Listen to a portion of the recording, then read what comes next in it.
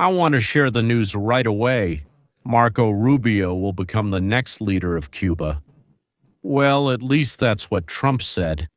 A rumor spread throughout Latin America that Delta forces used some kind of secret weapon, completely suppressing all communications at the Venezuelan military base where they were actually located. That's where Maduro was hiding. Not a single radar, not a single tracking device, not a single interceptor even registered the approach of the Delta. By the way, that's 8 helicopters. The panic among the leadership of Colombia and Mexico led to a change in the tone of the conversation among the leaders of these countries. They suddenly became soft and cuddly. When our Delta squad used this powerful, mysterious weapon that scared everyone to death, all the leaders of Latin America who saw how it brought an entire Venezuelan military base to its knees, where Maduro was hiding or where Miraflores lived, it brought all of them to their knees. Trump's press secretary Caroline Leavitt seems to confirm this report. If you haven't seen it, you might want to. Well, we had a great meeting with the heads of the oil companies. We kind of made a deal. They're going to invest hundreds of billions of dollars and produce oil, and that's good for Venezuela and great for the United States. A lot of money will be made. Oil prices will go down, although they're already dropping pretty well right now. Later on, in the region itself, the Colombian president, I know for a fact, called the president just as he said he would, but basically he surrendered.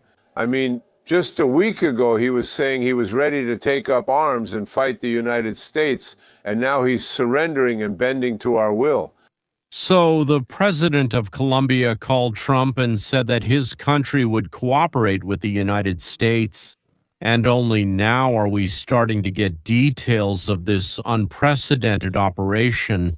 As it turns out, something like this has never happened in the world before. Listen to this.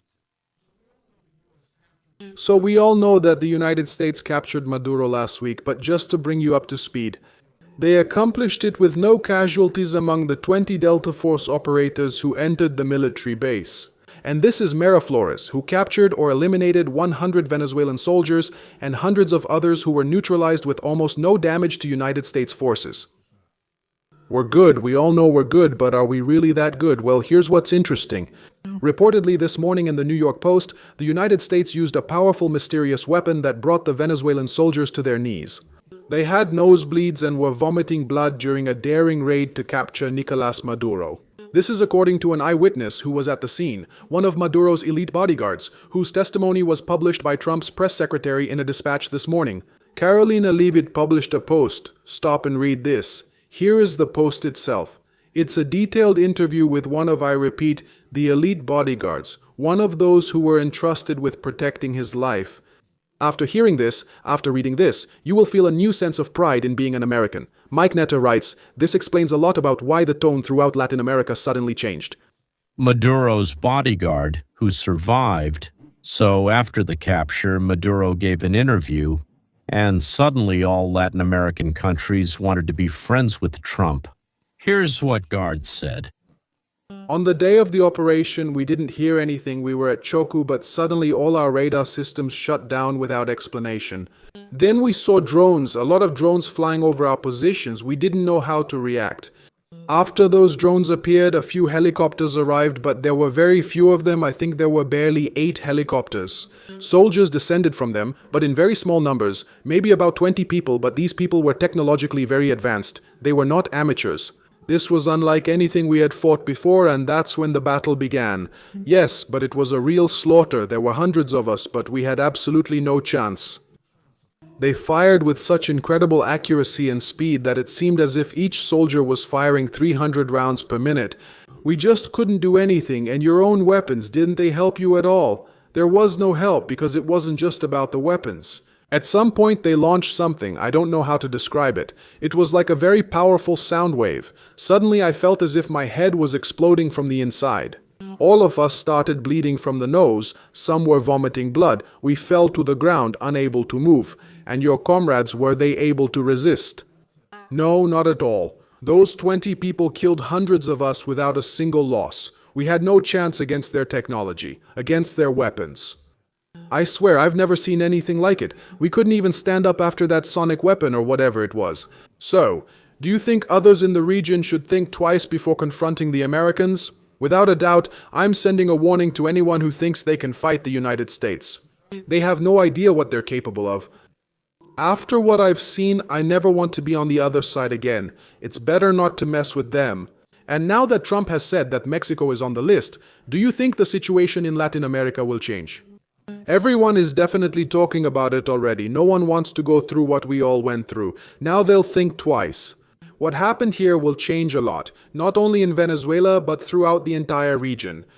I've never heard anything like this before, and I think no one in Latin America, Europe, Asia, or Africa knew, heard, or imagined anything like this either. Just as the explosion of 2 atomic bombs in Hiroshima and Nagasaki once stopped the advance of Soviet troops into Western Europe in 1945, Stalin was terrified that the Americans could reach him.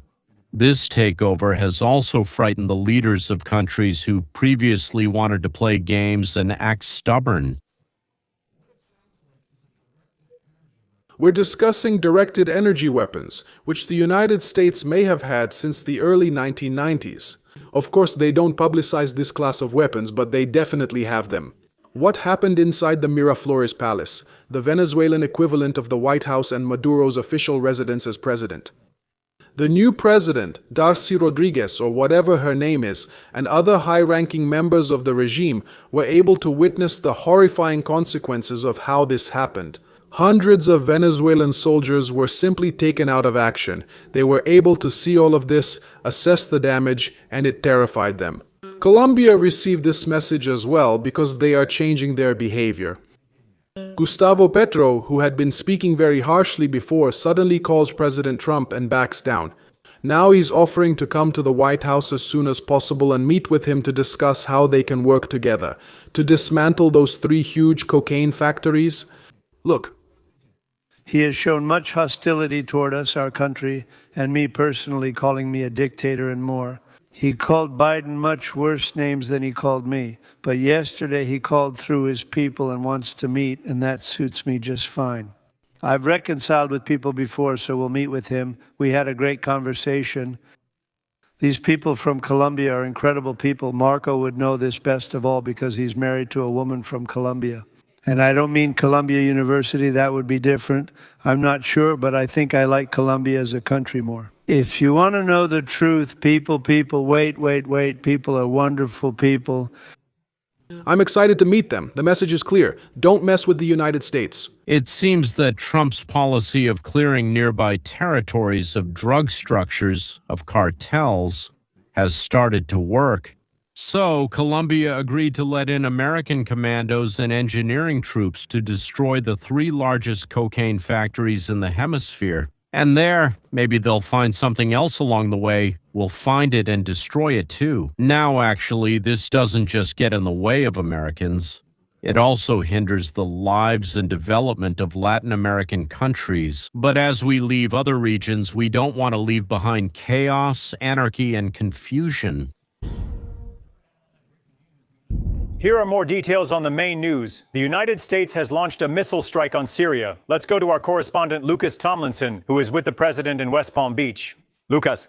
Good afternoon, John. Officials say this is retaliation for the killing of 2 Iowa National Guard soldiers and their American interpreter last month in Syria. On December 19th in Syria, the first airstrikes targeted the Islamic State. That night, F-15 E-Strike Eagles, A-10 Warhawks, as well as Army Aviation Apache attack helicopters were used. We are waiting for confirmation of what exactly was used this time, but we can say with confidence, John, that these assets remain in the region. There is always a squadron of F-15 Strike Eagles stationed there. Last time the strikes were carried out from Jordan. It is still unknown whether the Jordanians provided assistance this time. All of this is happening as the United States is working more closely with the Syrian government to root out and destroy the remnants of Islamic State of Iraq and Syria. The December 19th strike hit 70 locations. We still need a report on the ongoing strikes. We have now been informed that those bombs have been dropped and some planes are returning to base. John, we haven't heard from President Trump today. It's noteworthy, however, John, that President Trump's schedule is quite open. He had a dentist appointment this morning, and he didn't go to his golf club to play golf. So it's possible that he's monitoring the situation in Syria right now. John. We want the Abraham Union to include not only Israel and Saudi Arabia, but also Syria, Jordan, and a new Ayatollah-free Iran. Trump is trying to bring in Erdogan as well. But, well, I don't know. Maybe, actually, it might be better if this union or pact is formed without Turkey. We welcome everyone. We have breaking news right now. The United States of America, on the orders of President Donald Trump, has launched a massive bombing campaign in Syria targeting terrorists, thugs, Islamic State of Iraq and Syria. We have footage of the strikes. We have footage of Islamic State of Iraq and Syria being blown to pieces, destroyed and wiped off the face of the earth by the American armed forces. I'm recording this on January 10th, the day the strikes happened. So we'll go into detail about what exactly occurred.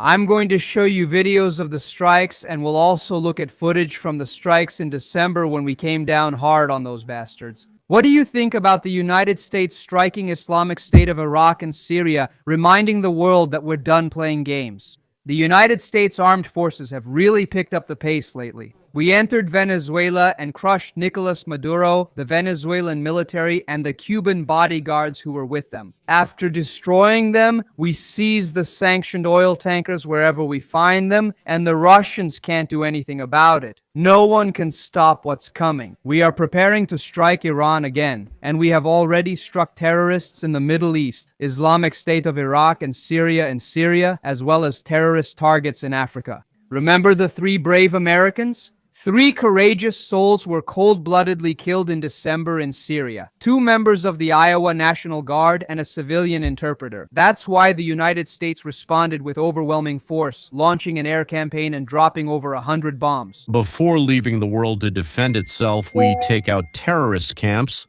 We take out their factories, their weapons plants, their leadership, and their communications. Yes, gentlemen, this is footage. January 10th, a strike on IGIL.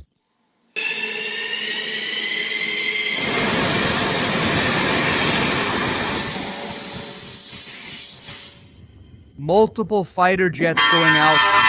Fighter jets, including A-10 attack aircraft, are taxiing and taking off. So, we're starting on the Islamic State of Iraq and Syria target. Bomb dropped, target destroyed. I repeat, target destroyed. Multiple hits, multiple bombs, 2 more bombs, 3. We've dropped 3 bombs. Another target hit. Oh, powerful explosion. They won't see much, only that the bombs hit the targets and exploded. So, let's go.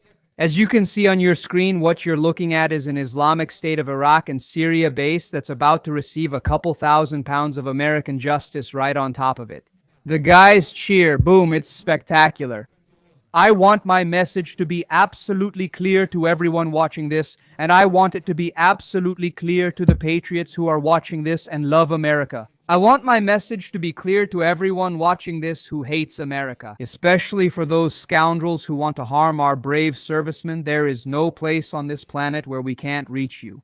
Bin Laden thought he was safe in Pakistan. Sea, Air, and Land Team 6 came in and eliminated him. Nicolas Maduro thought he was safe hiding in Caracas. Delta Force came in, took out all his guards, captured him, put him in a helicopter, and brought him back to the United States in Baghdad. The most well-known Islamic State of Iraq and Syria leader believed he was safe hiding in Syria, but Delta found him there as well, resulting in his death.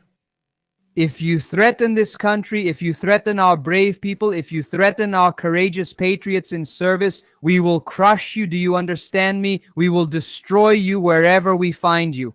This is what Americans are feeling right now. And after 4 stifling years of Biden, it fills them with pride for their country. Listen here, Biden.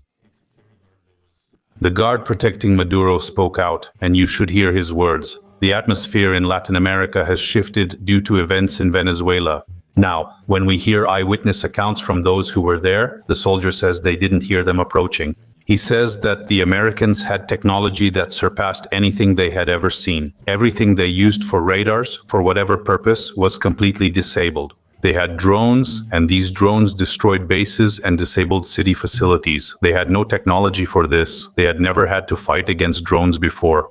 He also says that there were only 8 helicopters, they sent just 20 people, and these 20 people killed hundreds of their men, and none of those soldiers were harmed. He says that it seemed like they were firing at a rate of 300 rounds per minute. They had never seen anything like it, and they couldn't compare it to anything else. And then he also mentions the fact that the Americans used some kind of sonic attack, and everyone immediately started bleeding heavily from the nose. They couldn't recover because what hit them brought them to their knees, and they were vomiting blood from their mouths and noses. They were instantly incapacitated. He says he never wants to go through that again. He doesn't want to get into conflict with the Americans again. He warns everyone, saying if you think you can fight the Americans, you have no idea what weapons they have or what they can do. 20 people wiped out hundreds, and this is starting to spread throughout Latin America. And now they're no longer saying, if you want me, come and get me. They're like this. Especially after Trump said, Mexico, you're on the list too. Of course, Americans, after the humiliating Afghanistan, after Obama's "don't cross the line or else," and then after they crossed it, nothing happened. After the feeling that everything is falling apart, it turned out the country didn't decline, but rather the ideology of collectivism, which infiltrated and took over a United States party. Do you know what it's called?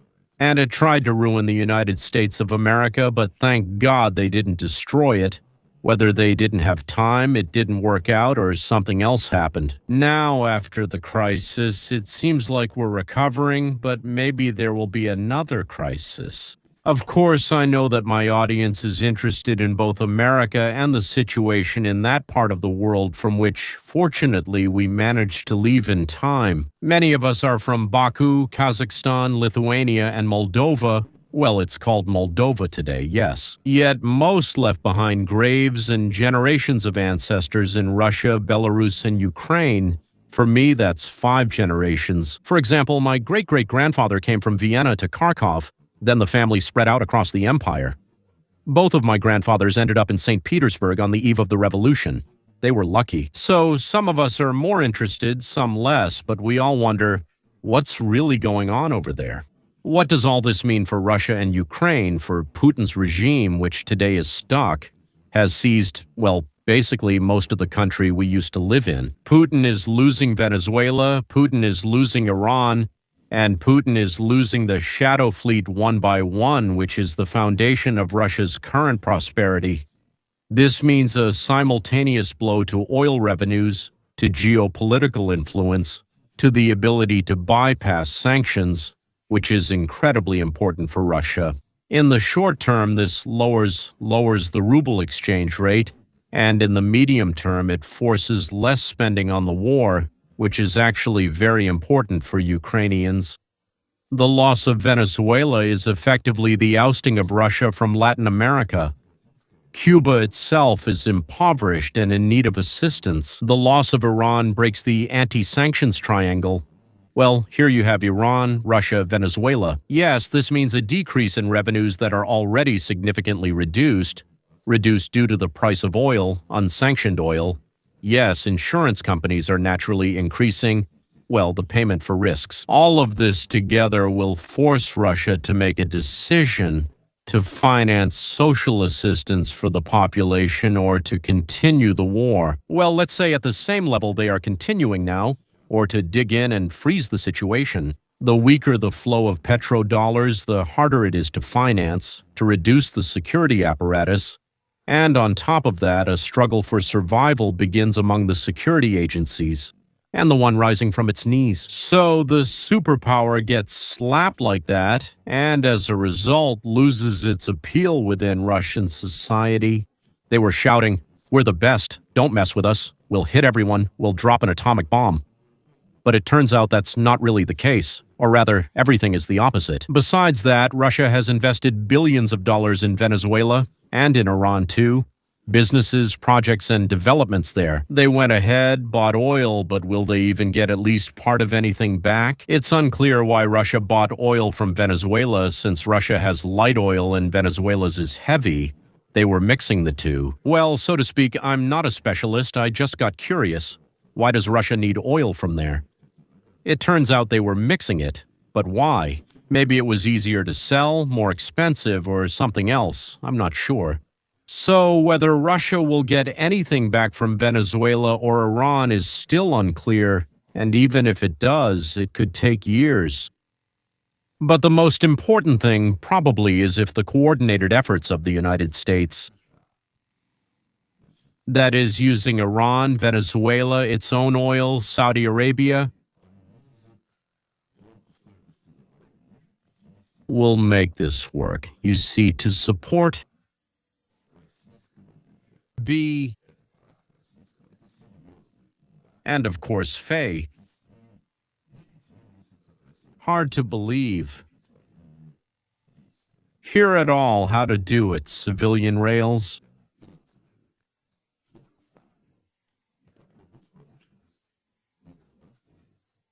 This task may already be beyond Putin's abilities. Well, with Iran, it looks more and more like the Ayatollahs, mullahs, and their closest circle will fly off, some to Moscow, some to Paris. Donald Trump has revealed plans to attack Iran, but will this even be necessary, including large-scale airstrikes and numerous military targets? As the president stated, America is ready to help after a night of bloodshed, but this bloodshed may well be enough to change Iran anyway. Trump does not yet know whether the Revolutionary Guard Corps will flee on its own or will need to be pushed, but he told Iranian leaders that the United States is ready to help the new Shah enter Tehran on a white horse. Trump also said that if you shoot into the crowd, we will take action. They started shooting into the crowd. In Iran, The cornerstone of all terrorism and all actions against the United States in the Middle East is Iran. They are allies of Russia, they are allies of China, they were allies of Venezuela, and we put an end to that. And now, ladies and gentlemen, take a look at this, by the way, speaking of the end. They just broke into the Iranian embassy building in London, took down the flag of the current Islamic regime, and raised the real flag of free Iranians, the very flag with the lion in its center, instead of the jihadist symbol. Iran wants to bring back the monarchy. Look at this. This is happening in London, and it's also happening in Iran.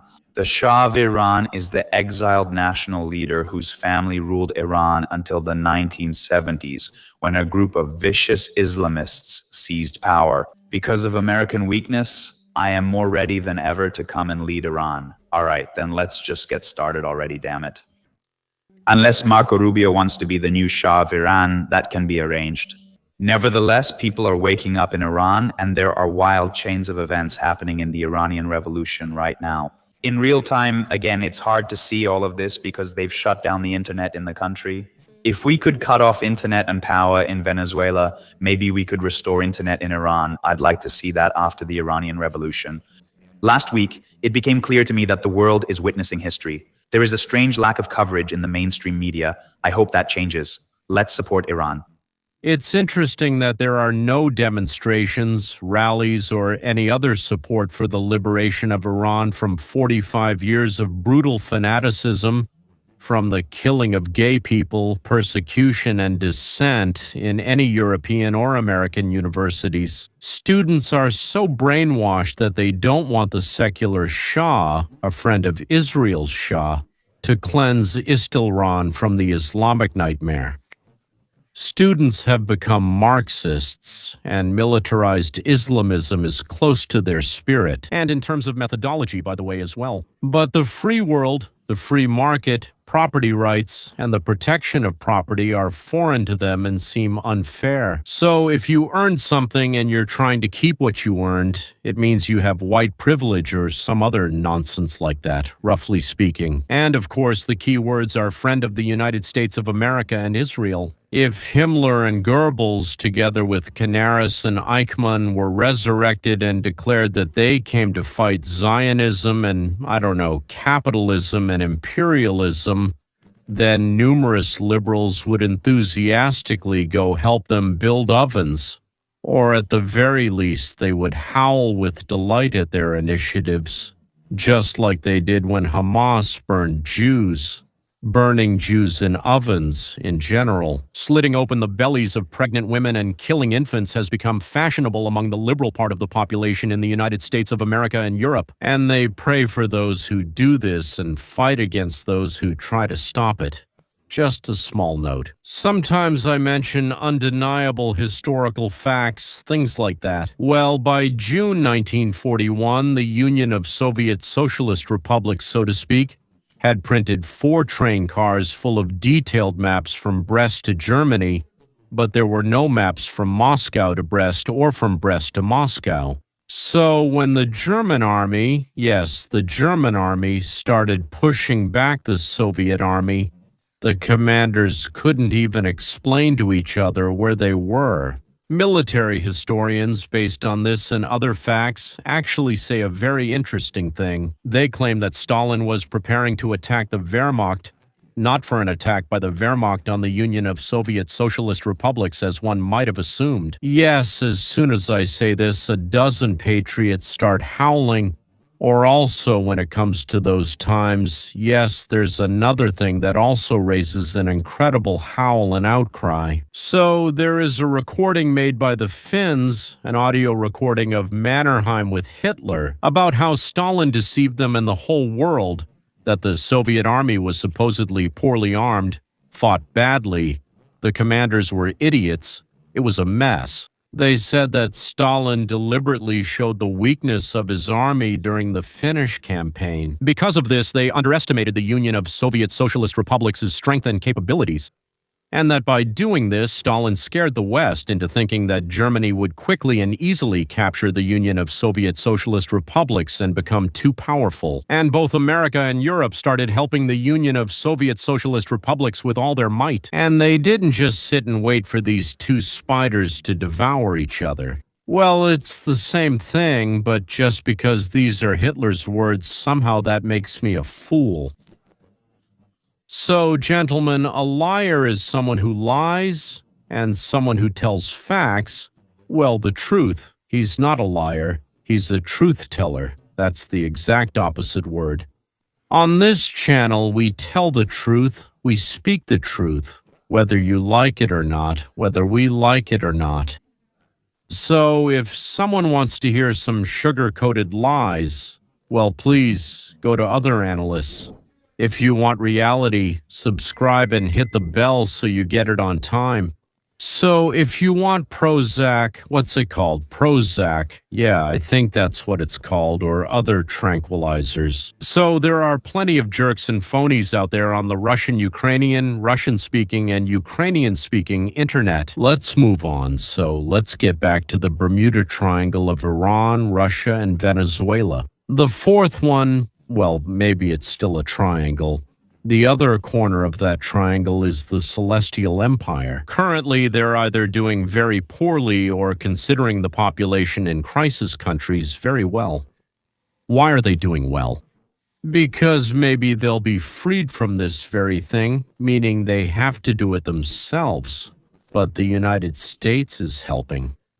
This is definitely a limited military operation. Its goal was not to overthrow the regime. The intention was to capture just 2 people. We achieved that, but the influence and leverage the United States gained as a result is truly astonishing. Well, first of all, we are working with the current Maduro regime and bending them to our will. This is the vice president, who I understand is cooperating with the administration. And of course, her 2 thugs and killers. One is the Minister of Defense, the other is the Minister of Internal Affairs. These are the very people who have the weapons and oppress their own people.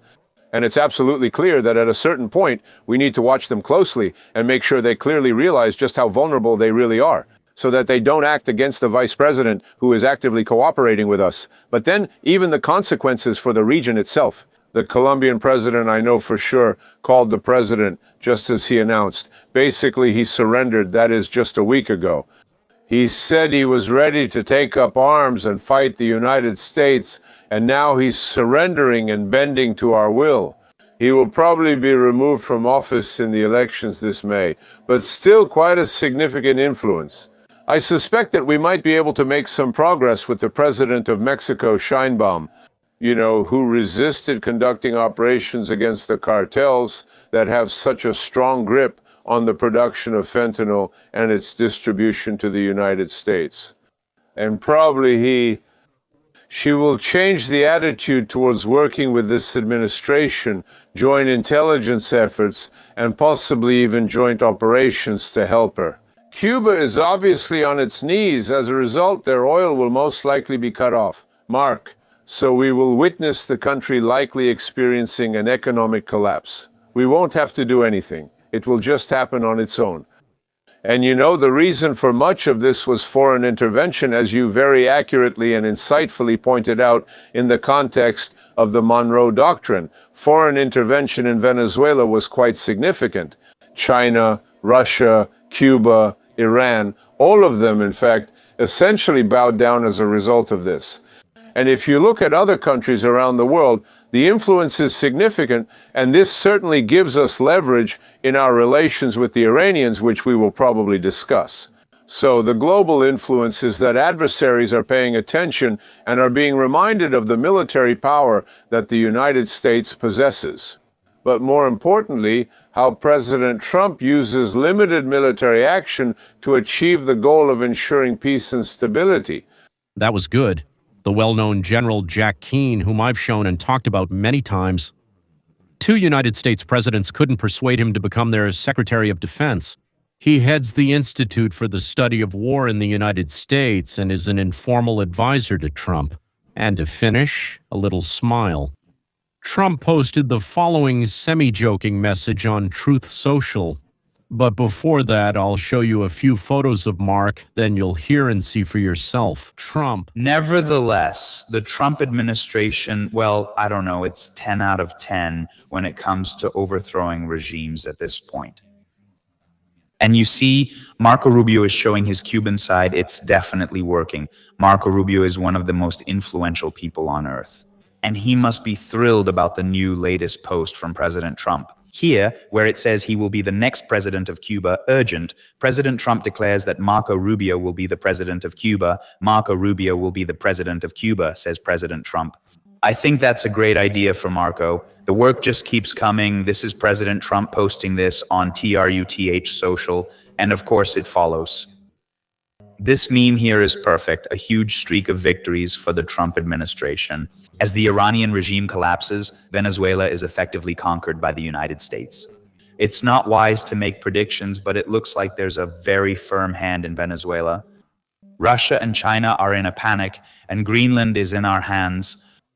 So Rubio will have to be the president of Venezuela, the supreme leader of Iran, the dictator of Cuba, the governor of Minnesota, and the Lord of Greenland all at once. That's all for now, gentlemen. We'll meet again. We'll meet very soon because interesting events are happening, as they say, like a snowball growing bigger.